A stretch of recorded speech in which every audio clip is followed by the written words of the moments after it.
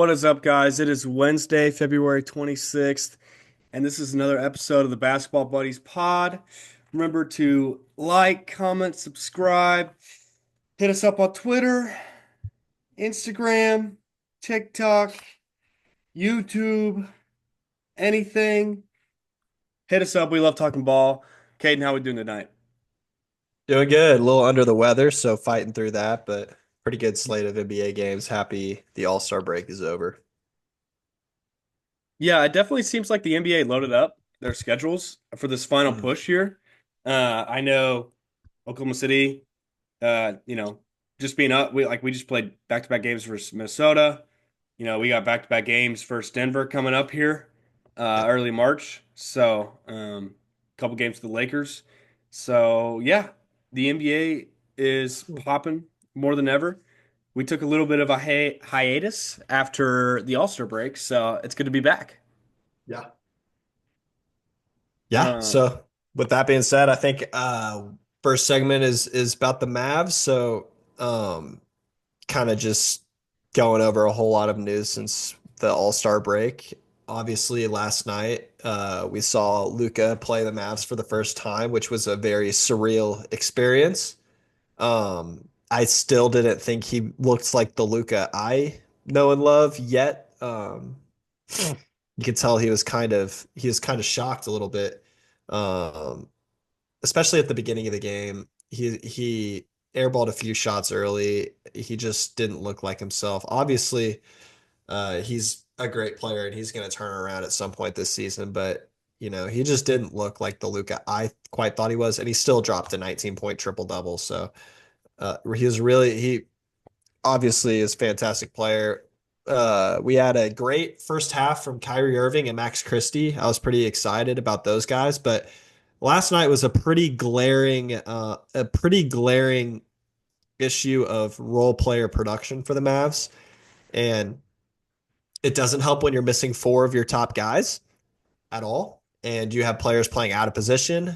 Uh, Last night was also the worst PJ Washington game I've ever seen him play in his entire career, as a Mav at least. 0 points. I mean, the dude looked horrible. I think I tweeted out that PJ Washington and Najee Marshall were having a like just they were trying to one up each other on being terrible, and both were winning last night. So bad games from those guys, bad games from the role players. I'm not really worried about the Lakers and this Mavs team.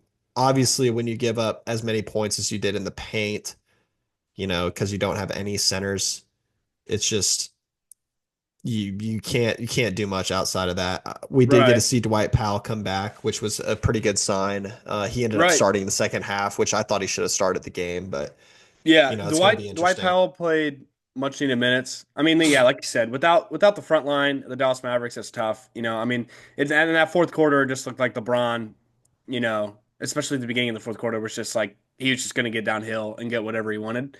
Um, and I think LeBron really put his stamp on the game in that fourth quarter too. Yeah. I mean, and then the sequence that comes to mind that was just interesting was the little just back and forth play between Luca and LeBron while he's just in the post. Um, I don't know, questionable decision from PJ, I think, from to double at that point. I know LeBron has a history of not being the best three-point shooter, but it was not Luca's night, offensively in Yeah. terms of his own shot creation. And so I don't know. What did you It think he should have just let Max Christie play that out? I mean, it would have been a no, tough. yeah. In that situation, you just look at the numbers. You're taking a Luka fadeaway mid-range jump shot over a wide open LeBron James three-pointer. And Right. it was a miscommunication because PJ went and helped, and Kyrie was really supposed to be the guy that rotated over, And but he he didn't just at kind of he all. didn't Right. expect PJ to go. So it's just, and that was when I think we took the lead before that happened, and then he hit a three to tie it or get it. Like it was a big point in the game, and I remember exactly what play you're talking about, but. It's just reading the room. Luka didn't really have it going from mid range at all night. Hmm. And LeBron was obviously the guy that was leading that Lakers team up to that point. So it's like you really don't want to leave him open, and especially like if it doesn't make a whole lot of sense to give Luka such an easy pass. You want Luka to make a long lofted pass over the defense to the corner or, a different spot on the floor than just make a quick, chest pass to LeBron right on the numbers with the Right. laces. It's just coming from a shooter. So it's just little things like that. The one thing about this Mavs team is they're going to play their butts off. They play great defense all night for not having centers.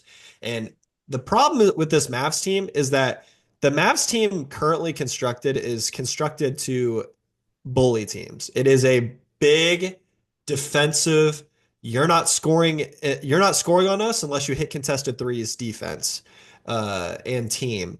And then it's also on offense, we're going to pound the ball. And we have Kyrie who's going to do great things, but we're going to pound the ball inside and on the glass. And right now, that game plan is non-existent because you Well, don't have any of the pieces to do that. yeah, I mean, without there's only so much you can do without Lively, Gafford, and Anthony Davis, right? Yeah, You know, it's but there were some silver linings to this game. I thought that especially like three three series, three threes in a row from Klay Thompson was a great sign. yeah, Um, and I thought he was arguably the best or probably the second best player for the Mavs all night. Just with the consistency that he brought kind of on both ends, you yeah, know?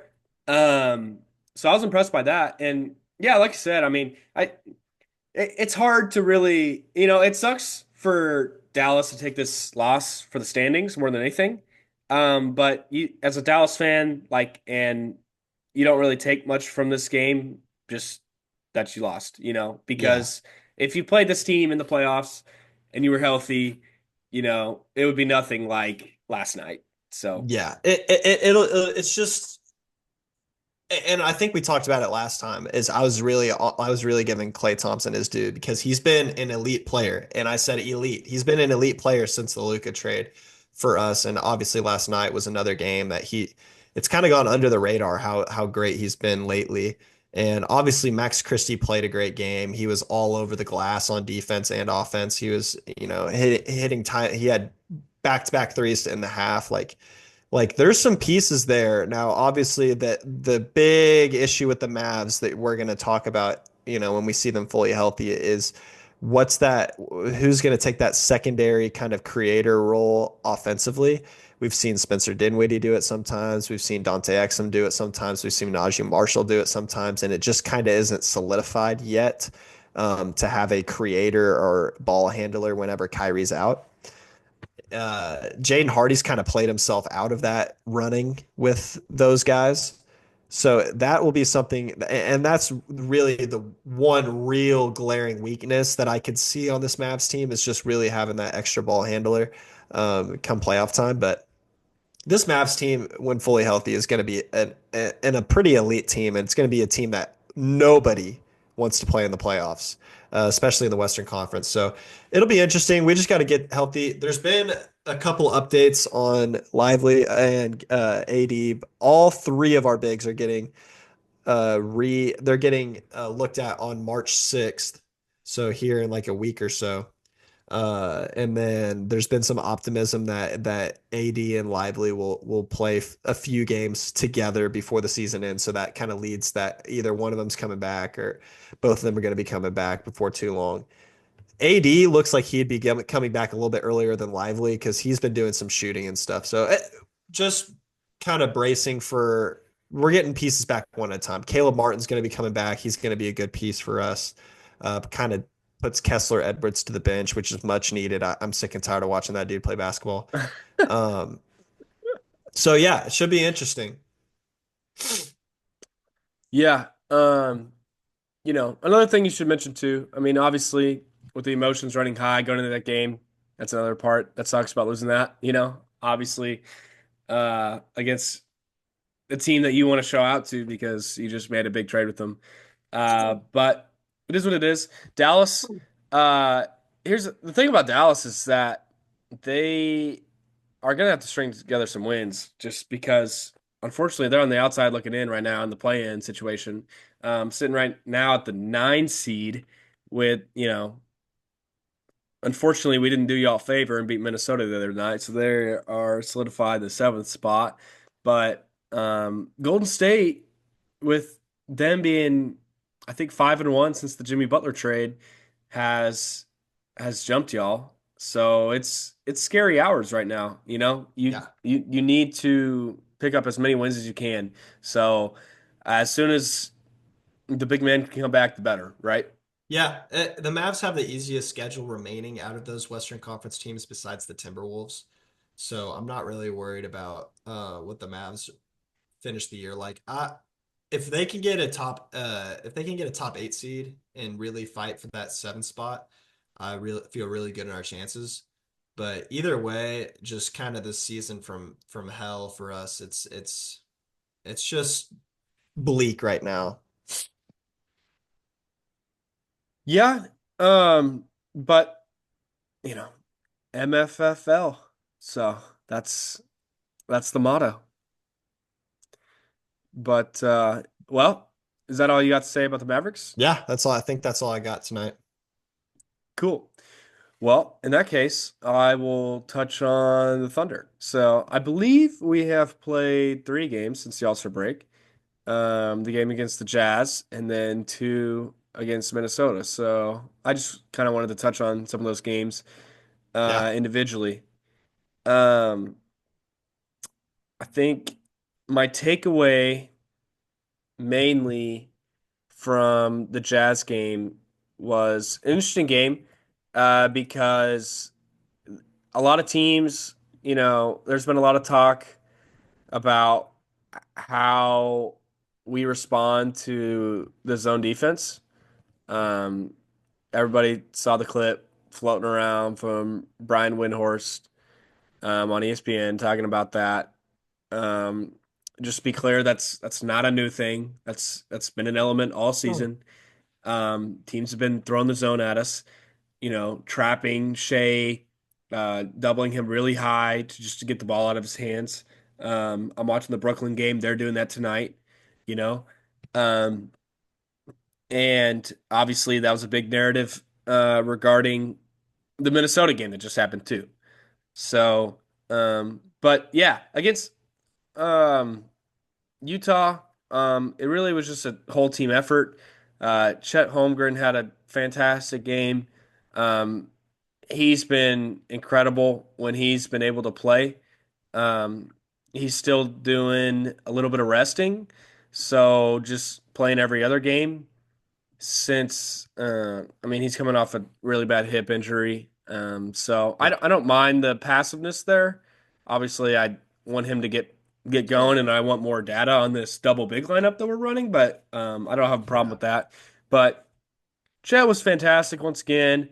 I mean, I think the double big lineup at times we're still working some things out, but I mean, you look up and you're like, hey, we still scored 130 points against the Jazz. So, this team, whenever we shoot the ball the way we're capable of, and with the defense that we bring, when we have those two things going, we blow teams out. That's just what happens. And that's just what happened against the Jazz. I mean, they just obviously just don't have the talent to keep up with us. I mean, John Collins had one of the best games of his season, dropping Yeah. 26. Clarkson was solid, but it just didn't matter. We all know the Jazz are, going to capture the flag. And so I didn't, not too much to take away from this game. Cool that Cody Williams got to play. Yeah. Um, he's had a rough year. Um, but I think with the talent that he's had and the injuries, you just got to give those guys time. It's really easy for a lot of people to judge a 19-year-old, but you just got to give those guys time, and I think Yeah. he'll figure it out. But he's been one of the worst players in the NBA this year, if not the worst. It's been Yeah. a tough season for him. But yeah, not too much to take away from the Jazz. We took care of business. Um, Now, regarding this Minnesota series, um, first off. Shea was incredible in both games. Um, just I think he had 38 points in both games. 37, I'm sorry, he had 37 points and then 38 points. I mean, he was just unstoppable. Um, they no one on Minnesota can guard him whatsoever. I mean, they tried Ant, they tried Jaden McDaniels, they tried Nikhil Alexander Walker, who's even had success against him in the past. Funny enough, Yep. with him being on Team Canada with him and being his cousin, obviously, but no one can guard Shea. Um, Shea was, again, in the first Minnesota game, 13 for 24, 3 for 6 from three, 8 for 11 from the line. Um, there's nothing that teams can do with him when he's healthy and going the way he's going, which is why Minnesota in the second game sort of brought out the strategy of double teaming and blitzing. And really interesting stuff, like Mark Daignault said today, actually. Um, one of the big things I think against Dallas last year is that our secondary guys and guys around Shea were not ready for the moment and to make decisions with the ball and hit shots. And so Mark kind of talked about, Shea could have pushed the envelope a little bit through double teams, which he's super capable of doing, but he sort of didn't and just let the team figure it out and play 4v3 basketball, which came back to bite us because we missed our last 13 3-pointers. We ended up losing in overtime. But at the end of the day, you know, losing uh, on the second night of a back to back where we don't have Hartenstein down the stretch, where we didn't have Chet. Um, I know Minnesota was short hit too, but it's not gonna hurt my feelings. Like we still, and it doesn't shake my confidence with this team whatsoever. Um, just a bad shooting night, nothing more. Um, yes, it exposed our weakness a little bit because as it's been documented and we've documented before, the weakness of this team is still shot creation outside of Shea. So not having that, but yeah, I think we'll be fine. It just I you know we we lose. I think we have like three losses where like Chet and Hartenstein have played, or maybe less than that. So all of our losses pretty much happen when either one of them is not playing or both of them don't play. So Yeah. I don't take much weight into games like that. But the overreactions from this game were ridiculous. Um, but yeah, I don't think much of it. Do you have any thoughts about our Oh, play against the Timberwolves? yeah. Especially against the Timberwolves. Obviously, I was a little shocked at the way the game ended the other night. Just a massive run to end the game. Some different things thrown at you, but it's not been something that the Timberwolves just didn't throw anything at the Thunder that the Thunder had never seen before. It was kind of just one of those things that's like occasionally if you throw doubles at Shea, like you're gonna get lucky against the Thunder team and other role players are not gonna hit shots. And it's a lot harder for that. It's a lot easier for that to happen. Or it's a lot harder for that to happen at when you're playing at OKC, but this was one of those rare occasions where it did. Uh, for me, the big thing that's really stuck out so far is kind of the struggles with the Chet and Isaiah Hartenstein lineups together. Now, obviously, when they're both active, they're playing pretty well. But I feel like when I was watching the T Wolves games and they started the Chet Hart lineup, especially that I don't think Chet played the second game, but they started Chet Hart the first game. The Thunder were really struggling to start the game off until that they kind of I think they subbed Hart out first, and then the Thunder kind of got back in the game.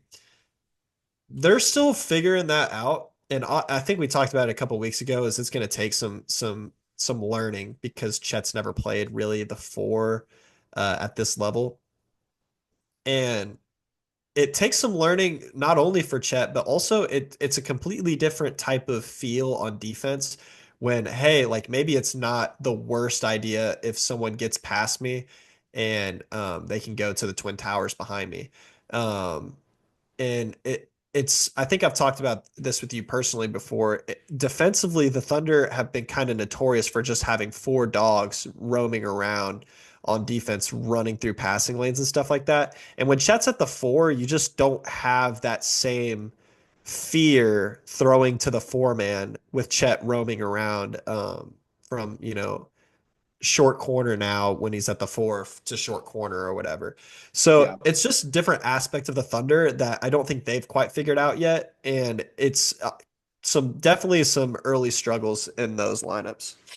Well, when you don't have, I think it's that, and then when you compound the fact when you don't have either of them, then you really can't gamble, and then you really can't play the Hmm. way you want to play on defense because you can't go for that steal Yeah. or you can't try to front that post the way you try to want to before. So, and that was critical down the stretch, trying to guard Jaden McDaniels and Naz Reid.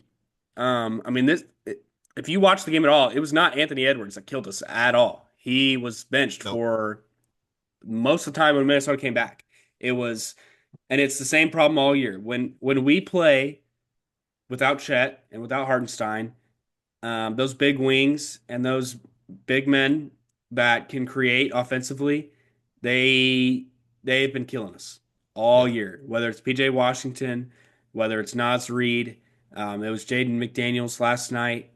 Those guys really give us problems, Yep. and yeah, that's just what happened here. Um, Mark's gonna have to come with some. I don't know if it's gonna either take Mark or necessarily just the team going through a lot of tough games with them throwing that lineup out there of the 4 and 5 with Chet and Hart and at the same time. But as a Thunder fan, personally, if I was a Thunder fan, you guys are more than good enough to win without you guys can win a title without having Chet play the four and Chet play the four and Hart oh, in at the sure, five at the same time. You guys sure, are definitely a good enough team to still win the title. But for me, as if I was a Thunder fan, I would just feel slightly uneasy from what I've seen so far from that lineup, just because what matchup are you going to get? There's definitely some possible scenarios where the Thunder have to play Chet and Hart in a playoff series together on the court right. at the same time. And then you want to Well, see that production. it's just situationally, right? And when you're playing a Minnesota team that doesn't have Julius Randle, that doesn't have Hmm. Rudy Gobert, and you have Naz Reid starting at center, Yep. and they're pretty small and a lot more athletic and a lot Yeah, more able to stretch you out. I don't think that's the best time to be running the double big. Like exactly. at that point, you still want to start Chet Holmgren and bring Hart off the bench, most likely. Yeah. Um, because our best lineups and our bread and butter are still going to be high, not really small ball, but with Chet at the five Yeah. and J Dub slash Dort Playing at the the four. four. Yeah. Um, so It's like but it's just it's a good you thing to can have in your play. bag. You Yeah. know, like you watch the Boston Celtics, they run Luke Cornett and Porzingis sometimes in the same court, or Yep. Luke Cornett or Horford, or all sorts of different stuff. So you just got to be ready for anything. And I think Mark knows that. I think one thing about Mark Daigneault is he's not going to go all in on winning a regular season game ever. Like that's just not his MO. So and Shea's not either, I don't think. Like I very much think that Shea could have pushed through some of those double teams and tried to force the envelope and win us that game. But Yeah. at the end of the I don't think day, that's really in Shea's nature to do that, though, I think he personally. can't. I think he can He though. Like could, I've seen him do but it. there Shea, it's almost to he's unselfish to a fault. Of like last year in the playoffs, he probably should have done that way more than him try to give it to the other guys that were Yeah. obviously not performing. And there's just that certain breed of killer. Like Anthony Edwards is going to be the dude that says, I don't care about a double team. I'm still going to get my shots up type of player versus Shea, who's so unselfish. He's going to give the ball up. And Shea just has to know, and this is something he's still a young player and he hasn't really played in the huge moments yet to where he'll learn this, but there's certain times where, and it may not even be Shea telling himself this, there's someone needs to be on the coaching staff like, hey, in the Mavs series last year, and this is what we kind of are expecting to see from the new experienced Thunder is like, hey, if I get Shea is being double teamed, like still, if you're passing it and your teammates still aren't scoring and they're still struggling, like that may be a time to be selfish. Like you need to be selfish in this situation. And it's Yeah. just learning those ins and outs of how to win a series like that.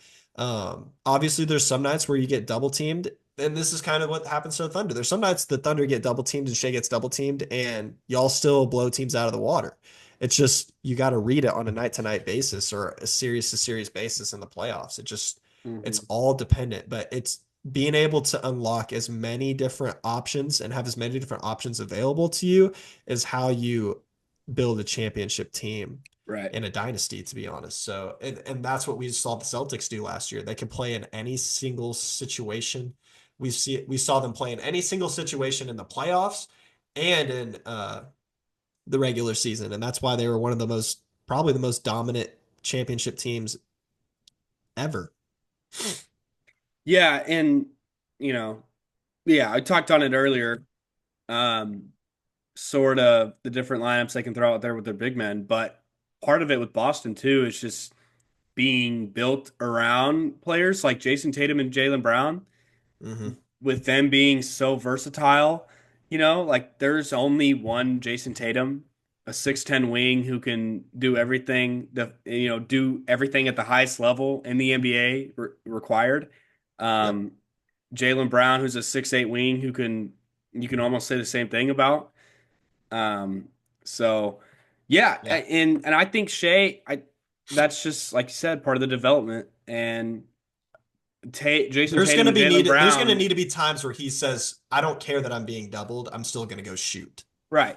We So know he's capable of doing that, but he doesn't do it because he's too unselfish. I want him to be more selfish. It's like I want to take that part of Anthony Edwards' brain and put it in Shea's brain. well, I've seen him do it at certain times. Like when he's dropped 50 this year, I there was a play where he's got double teamed and then he just pushed it on the baseline and scored its last bucket. Like I've seen him do it. Like he is capable of doing it. Um, and but like in his end of the season interview, he just talked about how he wanted to use the regular season more to, you know, elevate his teammates and get them ready for the big moment. So we'll see what happens. Yeah, I'm not uneasy or worried at all. Maybe to a fault. But yeah, we'll see. And it'll be fun. I'm super excited moving forward to see really in particular like these Nugget games against the Nuggets. Like Yeah. I'm just because the Nuggets the other Hot night they played Nuggets the team. Lakers and got destroyed. Hmm. So last Saturday. So I'm really interested to see like I I hope we make a statement and win both those games. Just to kind of show that like we are the team to beat in the Western Conference and Hmm. it's not really close. Um, which is what the numbers are telling us. But, you know, when you're a young team, it's like Golden State 2015. Like when you're a young team and everything points to you being the best team, but you haven't done it yet, there's always going to be that resistance, you know. Hmm. And we're still the youngest, one of the youngest teams in the NBA. So, but yeah, um, nothing to worry about. At the end of the day, we're 45 and 11, and we're, you know, we're unless we have an utter collapse on a stretch, we will be the one seed. So, but yeah, that goes into why I'm looking at the play in and Dallas's situation. So, um, it's so interesting to me right now because I'm like, I want to know who we're going to play in the first round, and see how that shakes out. Because really, it could be any team from the Clippers, the Wolves, the Warriors, the Mavericks, the Kings, the Hmm. Suns, or even like the Blazers at this point, who we play in Hmm. the first round.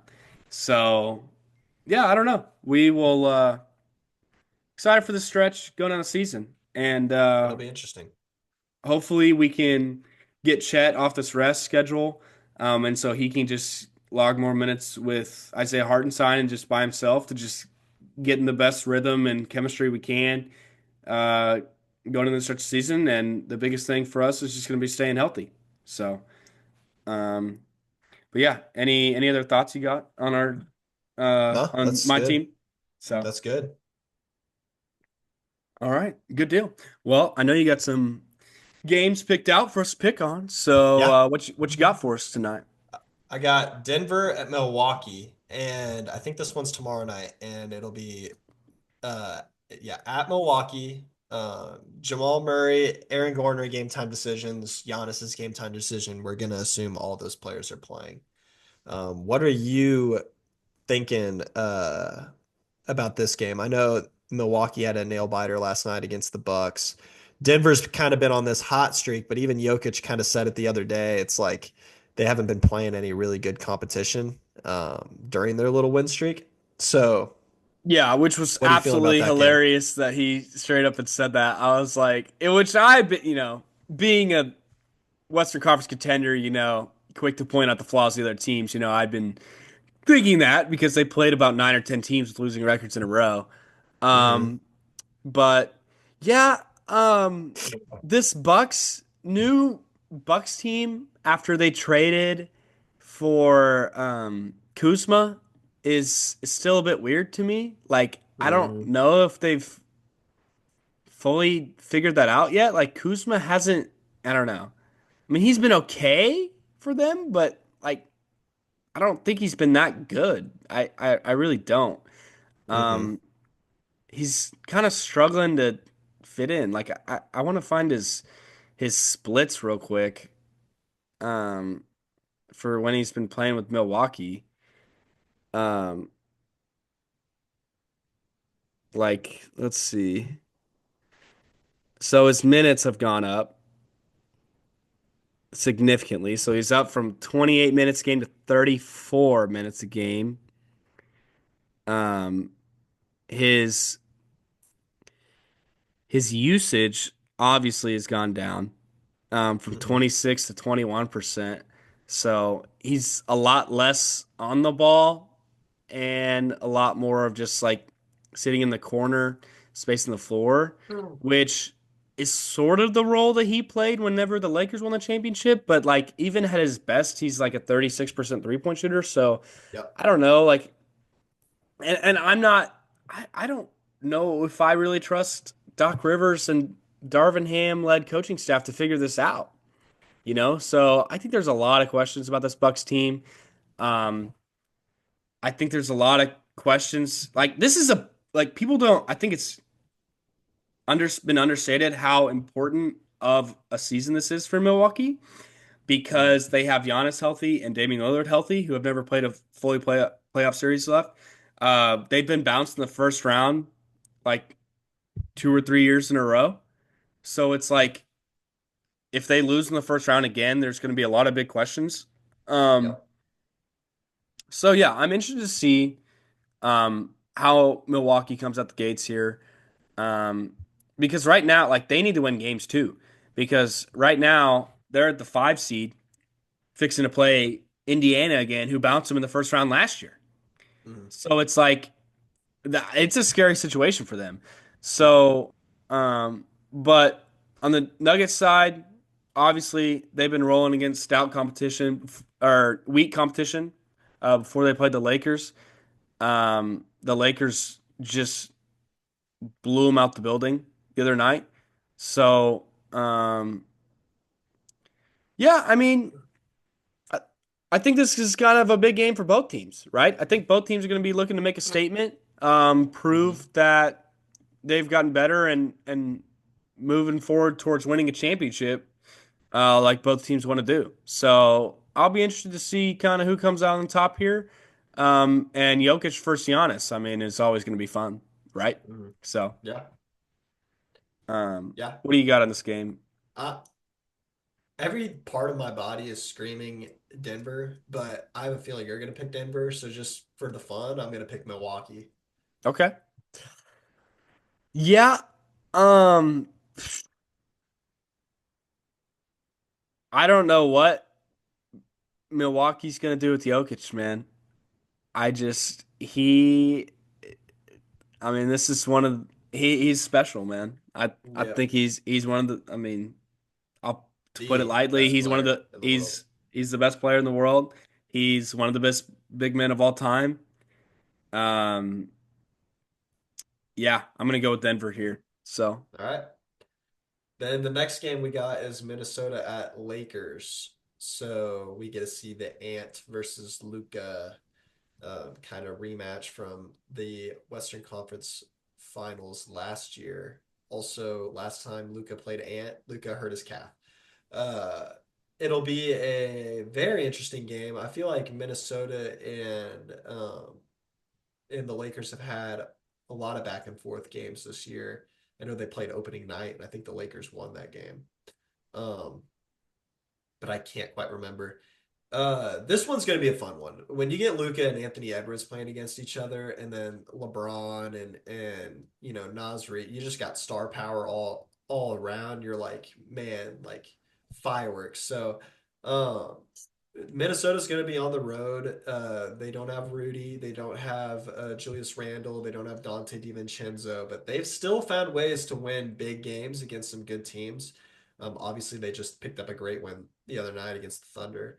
Um, I kind of like the way that the Wolves have been playing with Nas at the five in terms of how much it's elevated guys like Nikhil Alexander Walker and Terrence Shannon Jr. and some other of those role guys that we didn't quite see take big roles last year in the playoffs. So I well, think a lot of those guys they're relying on a lot of rookies right now. yeah, yeah. They have three Clark, rookies. Yeah, Jalen Clark, Terrence Shannon, and Rob Rob Dillingham, Dillingham, yeah. all playing big minutes for them right now, and against us. And as of late, I mean, they've been stepping up. So that's the big thing that I'm going to be watching for this team is how if those rookies can keep it up and keep Mhm. giving them good minutes because um, that's going to be the limit to how far this team can go, to be Yeah. quite honest. So, This Lakers team has been playing elite defensively since the Luka trade, which is weird. You'd think that they would be have a major drop off, but obviously their teams are shooting like 41% from the field against them right now, which is pretty ridiculous. So, right. Lakers have And been they good had defensively, and it's schematics, honestly. It's not personnel. yeah, I mean, it's obviously not personnel because of their center rotation being poor, right? Yeah. Um and Jason Kidd's done a great job coaching and I think now that like when you add in a Luka Doncic, LeBron can play a little bit tougher on the defensive end Mhm. because he doesn't have quite a big a load on the ball. Even when Anthony Davis was with LeBron, and even if you considered Anthony Davis the first option at times, he didn't really take that load off LeBron. But with the Mhm. way that Austin Reeves has been stepping up as well, it sort of allows LeBron to cover their deficiencies on the defensive end a little bit because they need him. They're going to need him at times to play a small ball five, possibly. Mhm. Yeah. So, Yeah. yeah, super interesting matchup here. I'm gonna go with the Lakers here. I think I was that. gonna go T-Wolves. Oh well, there you go. So um, yeah, I think that I like the way the Lakers been playing. I think Luka's only gonna get better as he kind of comes back into form after his injury. Um, and yeah, I think the Lakers are playing with a lot of confidence right now, especially after an emotional win against Dallas. Um, and I think that I don't know, they're just yeah. better coach, I think too. So, All um, right. Next game is New York Knicks at Memphis with Cat being out. So, this game screams Memphis Grizzlies to me, but I last time I picked the Grizzlies to beat the Knicks, I think they lost by 40, if I'm not mistaken. yeah, they got absolutely destroyed in the Garden. Yeah. Um, Now obviously I think Cat was playing in that game, but geez Louise, that game got out of hand. And I'm gonna bite the bullet again. I'm gonna pick the Grizzlies. from the simple fact that they've been playing so well together. They had a comeback win against the Suns the other night. John Morant was really, really good Crazy down the game. stretch. Crazy Yeah, game. Yeah. really good down the stretch.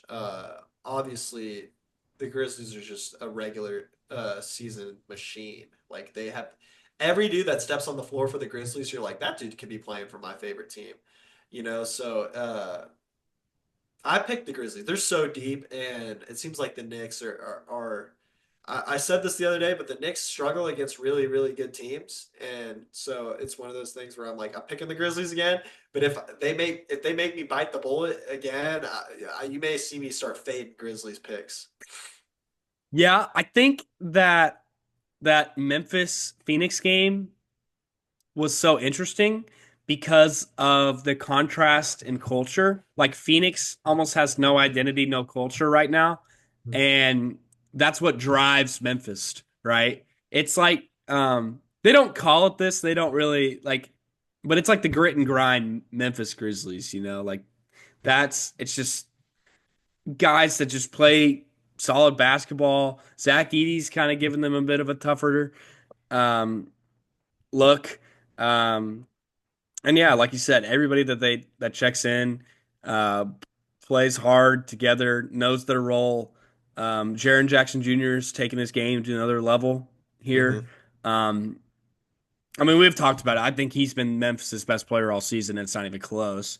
Yeah. Um, so I've been He's elite impressed at that little with him. spin, jump into you floater. I Hmm. swear I've never seen him miss that. He Where he just gets that drives as left hard as he hand, he can just, yeah. and just spins and then jumps into his defender and he gets a foul on like 50% of them. But I he mean, I don't know he's how been you having a guard great year. that, to be honest. Like when he's aggressive, he's so tough to beat because um like I can't remember what year it was. It was one of the years where Memphis was coming out where he was like shooting like crazy, like 40% or something from three. Like this is the Jaren Jackson that we all knew like what he was capable of. Back to back all stars now for him. Like just can't speak highly enough for him. Like His main 11, like problem is he is a hack. yeah. He cannot stay out of foul trouble, which has been his biggest issue his whole career. Right. Fouled out against Phoenix, obviously, but before then he was fantastic. 11 for 13 from the field, 3 for 3 from 3, 2 blocks, a steal. Um, he's never been the best rebounder, which was probably like the only like weakness he in like the fouls obviously that he has in his game, but he's been fantastic this year. But yeah, last time this team these teams played, I mean, it was a demolition. And um, yeah, it's hard for me to go with the Knicks because I don't really like the way the Knicks play, to be quite honest. Like Their I center rotation was already poop outside of Cat. So, I mean, I you got just Jericho can't Sims starting tomorrow. I cannot Precious Achua. stand I cannot stand watching Karl Anthony Towns guard any more pick and rolls. It drives me crazy every single time I watch this team. I mean, his defense is just pathetic in those situations. And I know Mitchell Robinson is gearing up to come back, but I don't even think that he really fixes the problems with this team because even if Mitchell Robinson does come back, your best lineups are still either going to be with Cat with the five or Cat's going to be at the four. And I think even if he's at the four, he's going to get isolated and put in pick and rolls. Hmm. Like, so, I think he's fine. You can kind of hide him a little bit better because obviously, like, he was on a historically great defense last year, like one of the best defenses in NBA history. right. Um, it's just he cannot protect the rim. That's his main problem. Is he has no sense of you do guards, centers, posts do not feel him whenever they're driving to the basket, which is what I want. I want guards to have to think about throwing the ball as high as they can off the glass whenever they drive into the paint, and that's just with any team. And there's no sense of that on the Knicks. It's like you get past your guy, and it's like, well, I got a bucket now, And it's like those all those years with Dwight Powell at center for the Mavs, or Jalen Williams at center for the Thunder. It's like there's no presence for the Yeah. Knicks in the paint. Yeah, and it's really a shame too because this team, if they had a big man that could provide that for them, they would be easily a title contender, like no questions asked. Hmm. Um, but I just don't consider them in that upper echelon of teams because of that, straight up. Yeah. Yeah. Um, So so I'm gonna go with the Grizzlies here. sweet. Both Um, of us Grizzlies. First yeah. agreement. All right, So last one, the best one. Cleveland at Boston. I think this is the last time they play until probably the Eastern Conference Finals this year. yeah, Um, yeah. this one's going to Um, be fun. JB is out, sadly, um, which I think is huge. Darius Garland game time decision. What do you think about this game? Fireworks. Um, I mean, I think that there's, I mean, it's been well documented, or for those that follow the league, there's three teams um, that have won 40 games for 20 losses this season. It's been the Thunder, the Cavs, and Boston. So I think these are the other two out of the top three best teams in the league. Um, and I, it's anytime these teams match up this season, it's been good. Um, like Cleveland lost a close one in Boston last time they played. Um, but I think, or I'm sorry, they played a lot in the queue. They lost at home. But this being in TD Garden, Jason Tatum has been stepping up in these big games. Like I think that he takes his game to another level in these matchups because he wants to make a statement. Hmm. Um, and so, but it'll be interesting. Cleveland's been, I think, obviously playing super well. I mean, they've won 8 in a row. Um, they completely embarrassed the Knicks the other night. They've beaten the Grizzlies. They smoked the Magic. Like they're just playing such good basketball right now. They're so I good. think, and you know, talking about Coach of the Year, like whether or not he wins it or not, like I still think you have to consider Kenny Atkinson in that He's race. gonna win Just it. There's no way. well, Kenny Atkinson deserves it. well, here's the thing though. You don't think JB Bickerstaff has a case? I mean, the Pistons won 14 games last year, so He it's has kind a of tough. case. I don't think he should win it though. Yeah, The Cavs weren't like the Pistons obviously got a lot better, but the Cavs aren't even on the same planet of where they were last year. Like nobody was paying them any attention to do anything dangerous in the playoffs last year. Versus this year, it's like they're a legitimate title contender, you know? yeah. I think, yeah. I mean, regardless, it's impressive what he's done with that team. Um, they're a bona fide title contender. Every team should take them seriously here in the playoffs. Like they are not the 2016 Atlanta Hawks, Yeah. right? And they look even better with Hunter too, like with Oh, getting I that know that's the scary that thing. addition. So, um, I think I'm gonna go with Jaylen Brown being out, even though it's in Boston. I'm gonna go with the Cavs just because I think the whole team is gonna want to avenge that last loss. Yeah. Um, I just for the fun of it, I'm gonna go Boston. I don't think Boston will win, but I'll pick them to win. Let's put it that way. So we got three head to head that we can watch and kind of see. But Boston at the Garden, Tatum's going to be up for that. I think everybody's going to be up for that game. Um, they're going to want to. I mean, let's be real. These are the two teams that are playing in the Eastern Conference Finals. Like this is the last time they're going to play, and they're going to not want to have the hanging thought of losing to them the last game over their heads. And I'm going to stick by my guns. I think Boston is the best team in the NBA, and JB being out obviously stinks. That's probably why they're going to lose if they do lose. But I think Boston's the best team in the NBA until I'm proven wrong. So I'm going to stick to Boston. Yeah, and being quite honest, if you weren't co-host with Thunder fan, I'd probably agree with you. So, um, so yeah, we'll see how this Yeah. game goes. I mean, what more could you ask for? Fireworks, stars, everything in this game. It'll be a good one. It's gonna be a good So, one.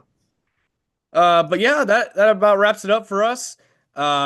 Sorry for taking such a big hiatus break for y'all, but we're happy to be back talking NBA ball, locking in for this last stretch of the season until the playoffs, man. It's gonna be awesome. So thank y'all for tuning in, and catch us next time on the Basketball Buddies Pod.